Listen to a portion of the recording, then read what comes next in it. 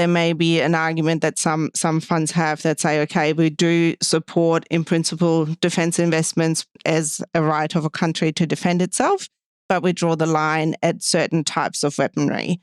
And these are what is captured under the catch-all phrase of controversial weapons, which are typically those weapons that would kill civilians in an indiscriminatory way. Welcome to The Greener Way. I'm your host, Rose Mary Petrass, Senior Journalist at FS Sustainability. We are recording on Gadigal land and we pay our respects to traditional custodians of country and elders past, present and emerging. Today we have Julia Leske on the show to talk about screening and controversies, a basic responsible investment tool that is not often talked about. Welcome to the show, Julia. Hi, Rose. Thank you for having me. Julia is the Managing Director and Senior Consultant in ESG Strategy at ISS ESG. Julia, our listeners have likely seen funds that filter for certain controversies. So can you explain what screening is, how it's typically done, and what topics are commonly screened out? Yes, thanks, Rose. Screening is very essentially a process where a given universe of companies or a list of companies and issuers is checked against a set of characteristics or criteria to determine an investable universe. So screening in the broader sense is something that is done with traditional financial criteria to limit risk or achieve certain investment characteristics in a portfolio. But in the responsible investment world, it's also very commonly done based on environmental, social, or governance characteristics. Very typically, we determine between what is called positive screening and negative screening. And negative screening is probably the most traditional way of applying an ethical or responsible investment approach to a portfolio. And in the process of negative screening, as it suggests, it's a method where investors define a specific activity that they seek to avoid. So that traditionally includes tobacco or gambling, for example. More, if you say modern screening characteristics are around energy generation. So we have then on one side, for example, fossil fuels, then we have nuclear power, and then on the other side, renewable energies. So more on the positive screening side, seeking out certain activities. In Australia, also very typically, so some investors, more coming from a values-based lens, apply animal welfare issues, correctional facilities that are run for profit, or they are just a couple of the examples that we can talk about. Through the EU, recently coming into play more as hazardous materials and chemicals, for example, as well. So they are some of the traditional screening criteria that you can apply.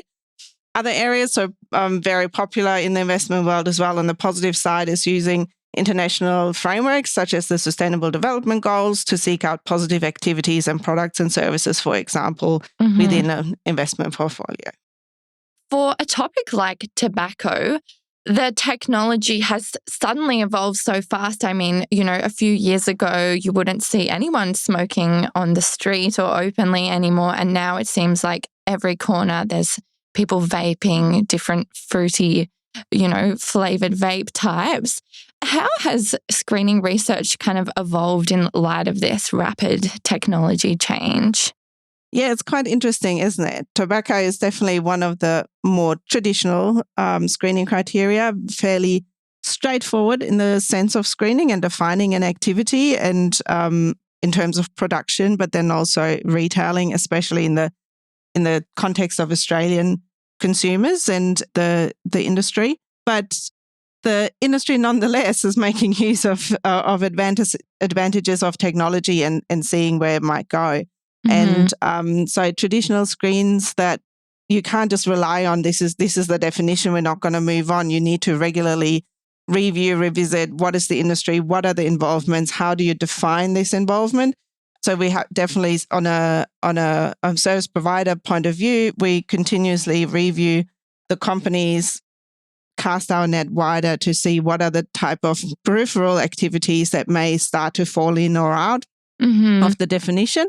And then there's also maybe some space to not sort of just include other activities in the original definition, but also add on additional definitions to determine are there different ways where companies are expanding or evolving into different types of activities. So, for example, e-cigarettes or heat-not-burn products that we've seen evolving over time.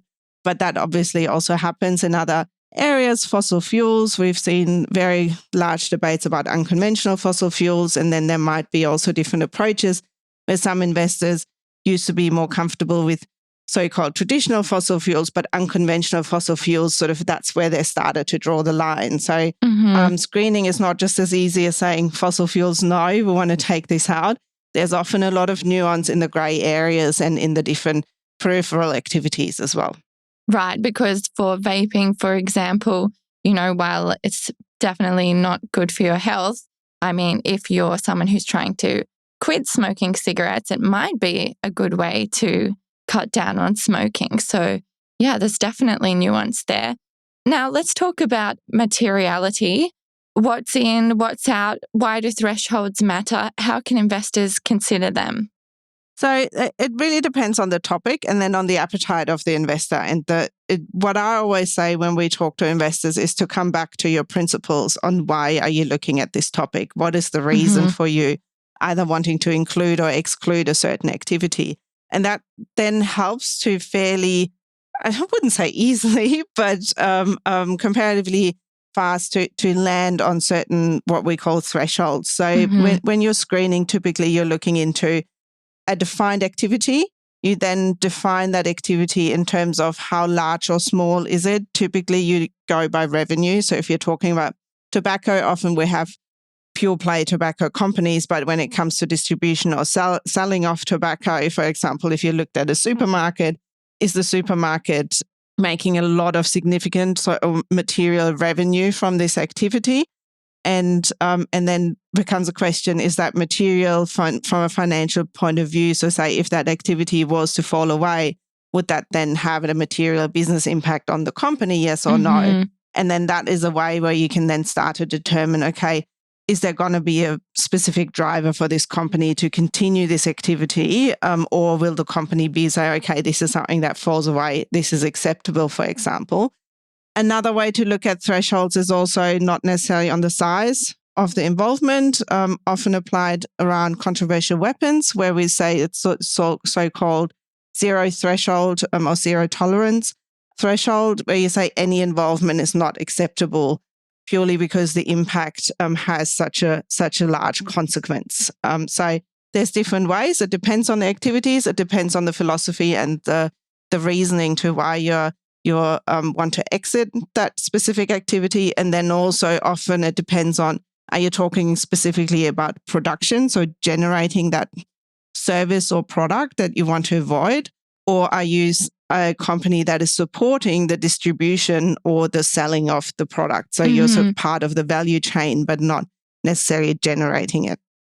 Now, we are seeing escalating conflicts across many parts of the world at the moment, which many investors do not want their money to be funding, especially if there's high civilian casualties involved. While many ESG strategies filter out for what's called controversial weapons, other strategies still do include defense stocks. So can you talk a little bit about the nuances in this area? Sure. It's a very, very tricky area. And again, it really depends on who you're talking to and what the base philosophy is of a specific ESG fund. There are some funds that very clearly state and want to avoid any military involvement.